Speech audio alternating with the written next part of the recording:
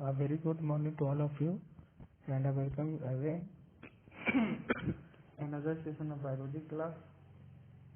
और आज की क्लास में हम देखेंगे मनुष्य में लिंग निर्धारण, सेक्स डिटर्मिनेशन इन ह्यूमन। ठीक है, तो चलिए जनरली हम इस टॉपिक के इंट्रोडक्शन के बारे में बात करते हैं। ठीक है, तो इंट्रोडक्शन के हिसाब से देखिए, पहले इनका सामान्य परिचय देख लेते हैं। इंट्रोडक्शन,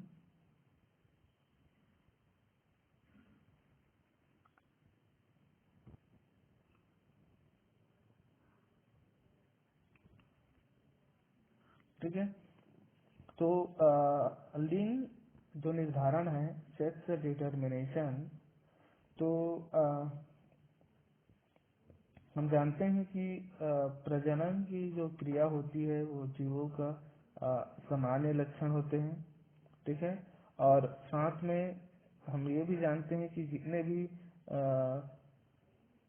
जीव जो होते हैं, हायर सीरीज के जो जीव होते हैं, वो उनमें नर और मादा, मतलब उसमें मेल और फीमेल उनमें डिफरेंस होते हैं।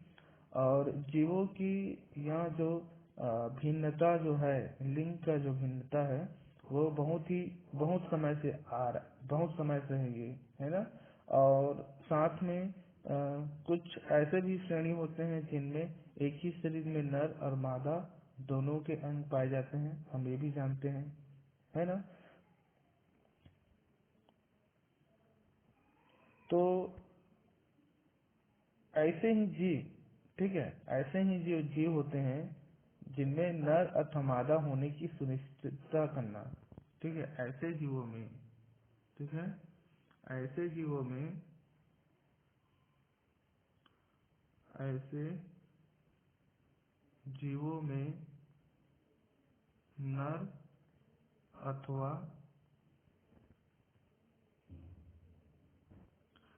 अथवा मादा होने की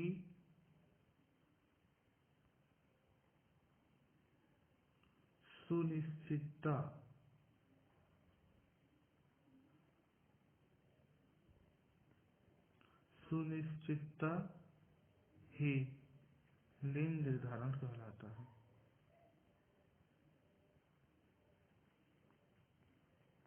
लिंग निर्धारण कहलाता है। ठीक है, क्लियर। ऐसे जीवों में नर या अथवा मादा होने की जो सुनिश्चितता ही क्या कहलाती है, लिंग निर्धारण कहलाती है।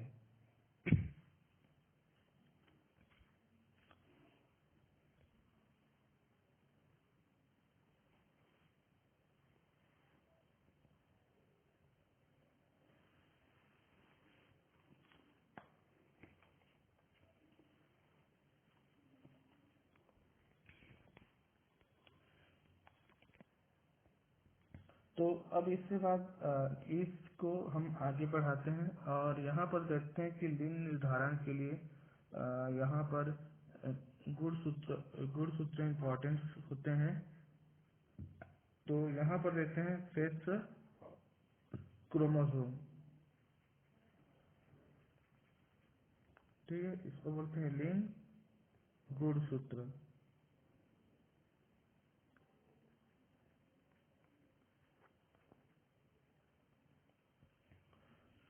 तो यहाँ पर इम्पोर्टेंट है, ठीक है, क्योंकि यहाँ पर जो आपको जो गुणसूत्र जो मिलेगा, ठीक है, चलो मैं आगे ही बताऊंगा।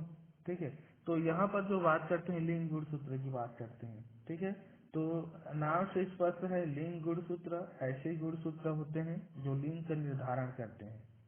ठीक है, ऐसे लिंग गुणसूत्र या वे गुणसूत्र जिनमें जो लिंग का निर्धारण करता है, सिंपल अर्थ है कि वे गुणसूत्र, ठीक है, यहाँ पर मैं लिख देता हूँ, वे गुणसूत्र जो लिंग का निर्धारण करता है, उसे लिंग गुणसूत्र कहा जाता है। ठीक है। और इसका जो प्रकार की बात करें, ठीक है, तो इसका जो प्रकार लिंग गुणसूत्र का जो प्रकार होता है वो दो प्रकार के होते हैं। एक होता है एक्स और दूसरा जो होता है वो वाई होता है। ठीक है। तो मनुष्य अथवा अन्य कोई भी गुणसूत्र जो होता है, ठीक है, उनमें ये जो वाई वाले जो लिंग गुणसूत्र जो होते हैं ये मेल होता है। ठीक है। और ये जो एक्स वाला जो होता है वो फीमेल होता है। ठीक है। तो यहाँ पर जो नर वाला जो भाग होता है यहाँ पर जिन उत्तरदायी होता है। ठीक है। यहाँ पर जिन होता है। ठीक है। और यदि यहाँ पर जिन की बात करें, नर की जिन की बात करें, तो हम जानते हैं कि इनका जो नर वाले जो जिन होते हैं उसके लिए TDF यूज किया जाता है। ठीक है। TDF क्योंकि इनका जो गैमेट जो होते हैं, ठीक है, वो हमेशा जैसे यहाँ पे T है तो ये हुआ टेस्टिस। ठीक है। टेस्टिस डिटरमाइनिंग फैक्टर कहा जाता है, डिटरमाइनिंग फैक्टर। ठीक है। तो ये एक जीन होता है, ठीक है, जो नर होने के लिए वो एक उत्तरदायी जीन बोल सकते हैं। ठीक है। और ये जो जीन जो होता है, याद रखना, जो वाई वाले जो जीन जो होता है वो छोटा होता है। ठीक है। यहाँ पर ये भी याद रखना कि वो जो वाई जो गुणसूत्र होता है ये छोटा होता है, और ये जो एक्स गुणसूत्र जो होता है वो बड़ा होता है। ठीक है। ये दोनों चीज यहाँ पर याद रखना। ठीक है। एक्स गुणसूत्र, ठीक है, ये बड़ा होता है और वाई गुणसूत्र छोटा होता है। ठीक है। यहाँ पर आपको एक डायग्राम इसको दिखा सकता हूँ कि कैसे छोटा बड़ा होता है। ठीक है। इस डायग्राम में आप देख सकते हैं स्पष्ट। ठीक है। ये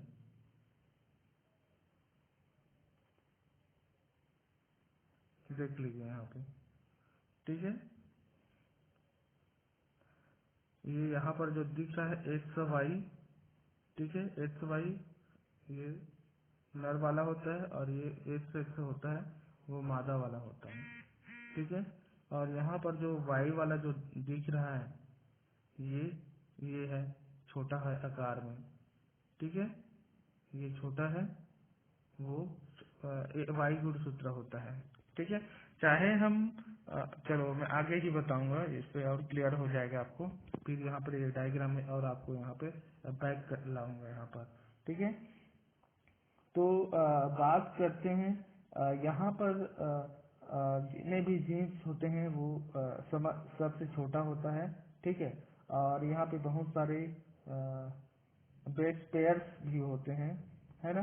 तो यदि लिंग गुणसूत्र यदि एक लिंग में होता है, ठीक है, याद रखना, यदि मान लीजिए एक जो लिंग होता है वो लिंग एक लिंग में होता है, मतलब मैंने बोला कि जो सेक्स क्रोमोसोम जो होता है वो एक लिंग में हो तो वो समरूपी होता है, समरूपी होता है।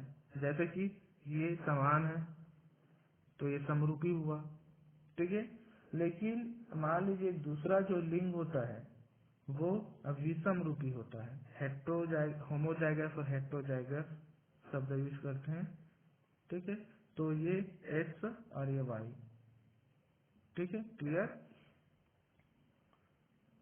तो मनुष्य के ये जो नर है एक्स वाई आप समझ सकते हैं, ये नर वाला पार्ट होता है और ये एक्स वाला जो होता है वो मादा होता है। तो ये इम्पोर्टेंट याद रखना, ये मल्टीपल चॉइस जैसे क्वेश्चंस पे ये पूछ सकते हैं कि मनुष्य में समरूपी जो लिंग गुणसूत्र कौन सा होता है और विषम रूपी कौन होता है। याद रखना, नर में विषम रूपी होता है और मादा में ये समरूपी होता है ना, यहाँ पर याद रखना। और मादा में एक चीज भी याद रखना कि मादा में सिर्फ एक ही प्रकार के गैमेट्स पाए जाते हैं, वो होता है एक्स एक्स। ठीक है, मादा में। और नर में दो प्रकार के गैमेट्स पाए जाते हैं, एक्स और वाई। ये क्लियर याद रखना। ठीक है, यहाँ पर मैं फिर से उसको रिपीट कर रहा हूँ कि मैंने बोला कि जो मादा में जो गैमेट्स जो होते हैं, ठीक है, वो एक ही प्रकार के गैमेट्स होते हैं। ठीक है, लेकिन नर में जो गैमेट्स जो होता है, ठीक है, जो गैमेट्स मतलब युग्मक जो होता है वो एक्स और वाई, मतलब यहाँ पर दो प्रकार के पाए जाते हैं, एक्स और वाई गैमेट्स। ठीक है, चलो अब इसके बाद हम बात करते हैं गुणसूत्र नंबर ऑफ गुणसूत्र की बात करते हैं। ठीक है, तो मनुष्य में जो नंबर ऑफ गुणसूत्र होते हैं वो टोटल 46 गुणसूत्र पाए जाते हैं। ठीक है, 46 गुणसूत्र पाए जाते हैं और इनमें पेयर की बात करें तो 23 पेयर पाए जाते हैं। ठीक है, और साथ में यहाँ पर ये भी याद रखना कि टोटल नंबर, जैसे मान लीजिए मादा की बात करते हैं, ठीक है, तो मादा में जो 1 से लेके 46 तक जो गुणसूत्र होते हैं, ठीक है, वो पूरे के पूरे जो गुणसूत्र होते हैं वो एक्स और एक्स गुणसूत्र पाए जाते हैं। ठीक है, 1 से लेके पूरा 46 तक 1 एक्स एक्स प्रकार के होते हैं। ठीक है, और यही हम नर की बात करें, ठीक है, तो नर के 1 से लेके 45 तक, ठीक है, एक्स प्रकार की गुणसूत्र पाए जाते हैं। लेकिन इनका 46 नंबर का जो गुणसूत्र होता है वो क्या होते हैं, वाई होते हैं। ठीक है, क्लियर क्लियर ना। तो यहाँ पर जो 23वां जो पेयर्स होते हैं याद रखना। ठीक है, यहाँ पर गुणसूत्र को और हम यदि बांटेंगे तो 22 पेयर्स जो गुणसूत्र होते हैं, 22 पेयर जो गुणसूत्र होते हैं उसको ऑटोसोम कहा जाता है। ठीक है, और 23वां नंबर का जो गुणसूत्र होते हैं, 23वां नंबर मतलब 45 और 46 नंबर के जो गुणसूत्र होते हैं ये सेक्स क्रोमोसोम कहलाता है। ये बात इम्पोर्टेंट पॉइंट है, ये याद रखना आप लोग। ठीक है, क्योंकि ये लिंग का निर्धारण ऑटोसोम्स जो होते हैं, जो 22 पेयर्स होते हैं वो ऑटोसोम्स होते हैं। ठीक है, और याद रखना इनका जीवों में लिंग निर्धारण से कोई लेना देना नहीं होता है। ठीक है, हमें हमेशा जो लिंग निर्धारण जो करता है, ठीक है, वो हमेशा 23वां जो पेयर्स होते हैं, जो 45 और 46वां नंबर का 23वां जो पेयर्स होता है वो ही निर्धारण करता है। ठीक है,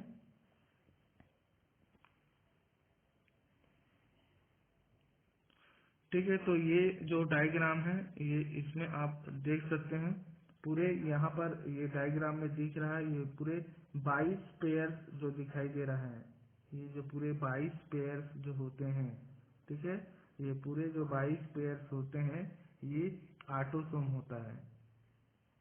ठीक है, याद रखना क्या होते हैं, ये ऑटोसोम होता है। और ये 23वां नंबर के ये जो दिख रहा है ये है 23वां नंबर का। तो 23वां नंबर के जो पेयर्स होते हैं यही होता है लिंग का निर्धारण करते हैं। यहाँ पर एक्स वाई और एक्स एक्स, ठीक है, ये जो 23वां नंबर होता है गुणसूत्र नंबर में 45 और 46।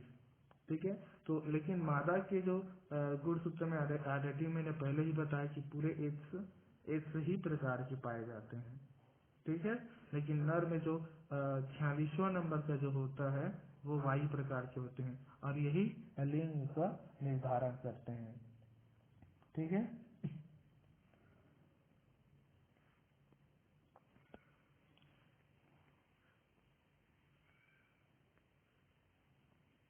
चलिए अब इसके बाद हम बात करते हैं कि मनुष्य में लिंग का निर्धारण, हमारे टॉपिक पे आ जाते हैं हम। ठीक है, जो हमारे लिए बहुत इम्पोर्टेंट है। ठीक है, ये पिछले साल बोर्ड एग्जाम में आया है ये। ठीक है, इस साल 2020 में ही आया है, मनुष्य में लिंग निर्धारण।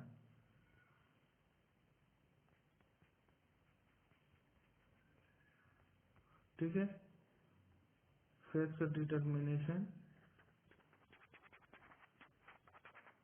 In human.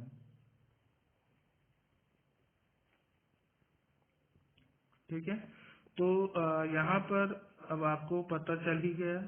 ठीक है, यहाँ पर एक डायग्राम शो पहले से ही कर देते हैं हम। ठीक है,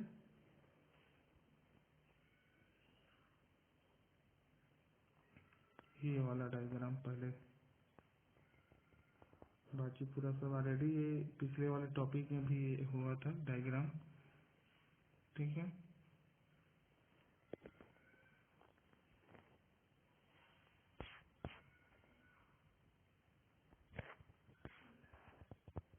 ये बात करेंगे। ठीक है, और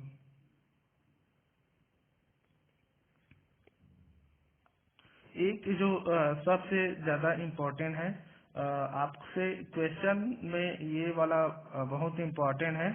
ठीक है, आपसे एग्जाम में पूछ सकते हैं कि मनुष्य में लिंग निर्धारण की जो प्रक्रिया है वो मेंडल के कौन से रूल्स फॉलो करते हैं। ठीक है, तो ये बहुत ही इम्पोर्टेंट है, ये याद रखना कि मनुष्य में, ठीक है, मनुष्य में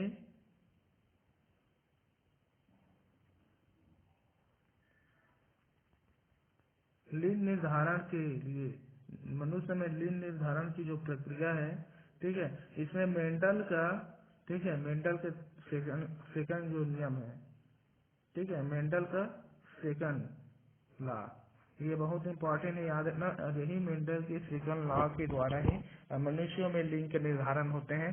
और सेकंड जो लॉ होता है वो पृथक्करण के नियम होते हैं। और आप जानते हैं कि पृथक्करण के नियम में क्या बोलते हैं कि जब जब एक जोड़ी शुद्ध विपरीत लक्षणों वाले शुद्ध पौधों के मध्य संकरण कराया जाता है तो प्रथम पीढ़ी में जो प्रभावी लक्षण आता है, ठीक है, किंतु दूसरे पीढ़ी में यह दोनों लक्षण क्या हो जाते हैं, पृथक पृथक होकर 1:2:1 के अनुपात में वो दिखाई देते हैं। ठीक है, ये इम्पोर्टेंट है, याद रखना। ठीक है, यहाँ पे सीधा बोला गया है कि पहला पीढ़ी में वो लक्षण दिखाई देता है, ठीक है, फिर बाद में सेकंड पीढ़ी में वो दोनों लक्षण क्या हो जाते हैं, अलग अलग होके दिखाई देते हैं। ठीक है, जैसे मटर के पौधों में हमने देखा था कि लंबे और बौने पौधे के बीच में एक रास्ता बनाया था। ठीक है, इसको मैं और बता देता हूँ। ठीक है, जैसे कि मान लीजिए मटर के एक लंबे पौधे, ये लंबे पौधे हैं और ये बौने पौधे हैं। ठीक है, और आपको याद होगा कि पहले पीढ़ी में, ठीक है, पहले जो पीढ़ी थे उनमें जब क्रॉस कराया गया, ठीक है, तो ये जो हमको प्राप्त हुए थे लंबे पौधे प्राप्त हुए थे, F1 पहला जो पीढ़ी था उसमें। ठीक है, लेकिन जब इनमें से सेल्फ वो हुआ, पॉलिनेशन हुआ, ठीक है, अब जब यहाँ पर सेल्फ पॉलिनेशन जब हुआ, ठीक है, सेल्फ पॉलिनेशन जब हुआ, ठीक है, तो सेल्फ पॉलिनेशन में क्या हुआ, यहाँ पर जो रेशो प्राप्त हुआ आप देख सकते हैं। ठीक है, कैपिटल टी, ठीक है, और ये आ गया टी और टी, और ये स्मॉल टी, कैपिटल टी, ठीक है, और ये टी और टी। तो इस तरह से यहाँ पर देख सकते हैं कि यहाँ पर लंबे और बौने पौधे दोनों प्रकार के प्राप्त हो रहे हैं,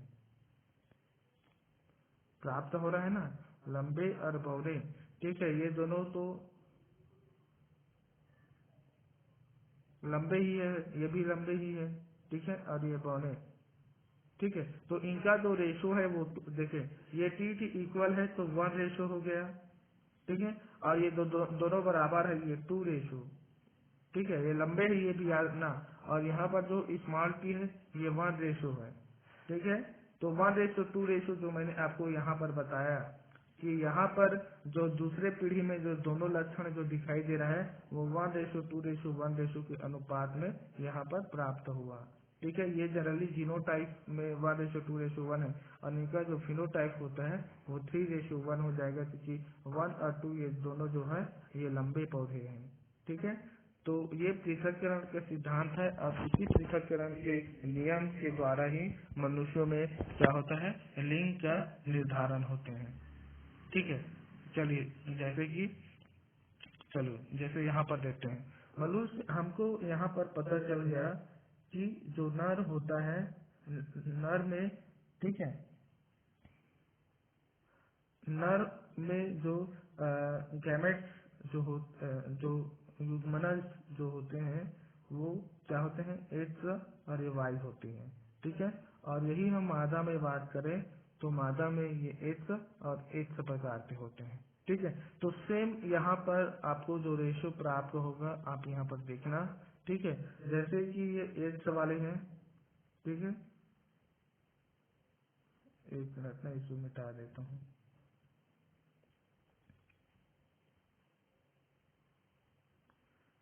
ठीक है, बेसिस से शुरू कर रहा हूँ। देखिए ये मेल है और ये फीमेल है। ठीक है, मेल में जो होता है वो स्पर्म होता है।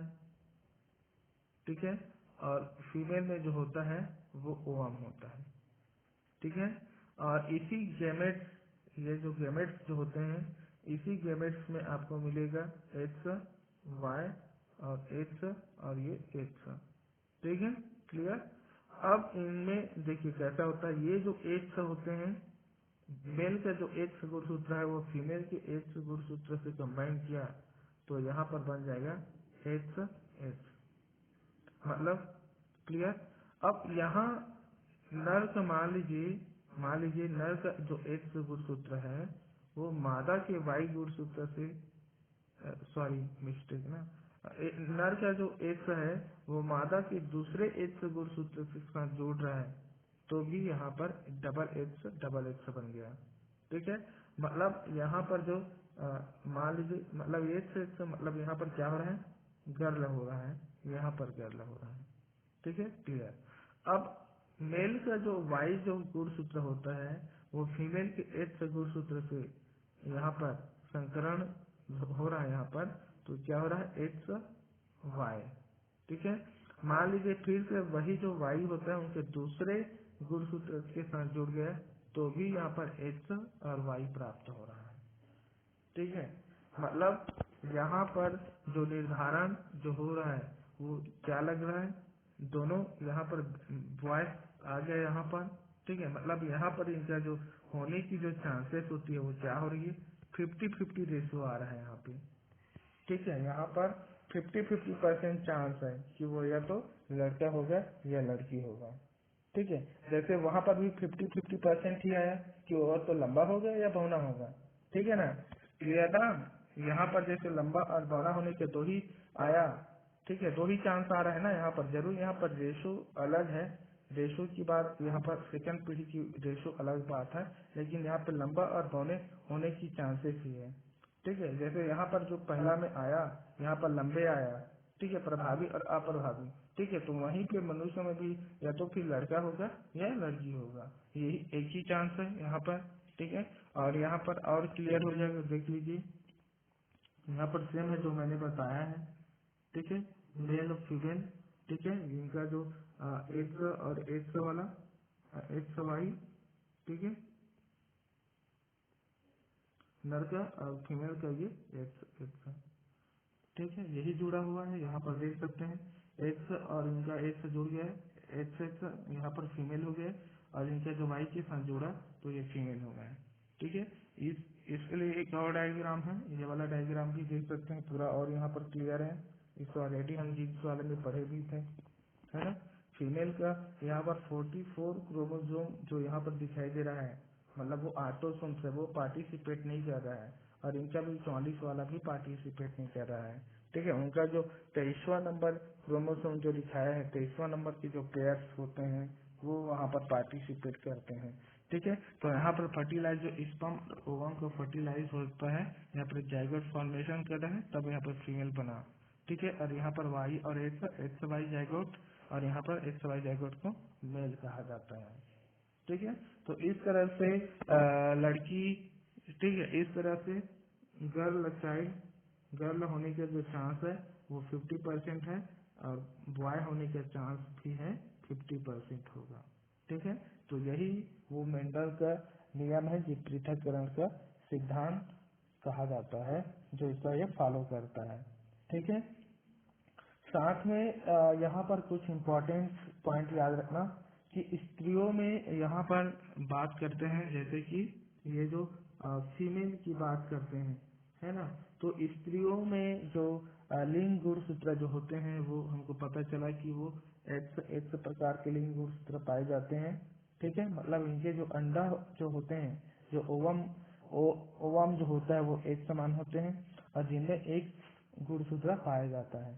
ठीक है, लेकिन दूसरी ओर जो मेल जो होता है, ठीक है, मेल में जो एक्स और वाई जो गुणसूत्र होते हैं, ठीक है, मतलब ये जो मेल होते हैं, मेल में दो प्रकार के यहाँ पर शुक्राणु उत्पन्न होते हैं, वो एक्स और वाई। ठीक है, आधे जो शुक्राणु होता है वो एक्स प्रकार के होते हैं, और दूसरा जो होता है वाई गुणसूत्र है। यहाँ पर यार ना दो अलग अलग प्रकार के हो गए, है ना। तो वाई जो स्पर्म जो होते हैं, ये जो वाई स्पर्म और ये एक्स स्पर्म, ठीक है, दो प्रकार के। तो यहाँ पर वाई जो स्पर्म होते हैं वो निषेचित होते हैं, ये वाई जो होता है वो, यही जो वाई है वो हमेशा एक मेल का निर्माण करता है। ठीक है, और ये जो एक्स जो होते हैं वो फीमेल का फॉर्म निर्माण करता है। ठीक है, मतलब यहाँ पर हम बोल सकते हैं कि यहाँ पर लड़की या लड़का होने के लिए हमेशा पिता ही उत्तरदायी होता है, याद रखना।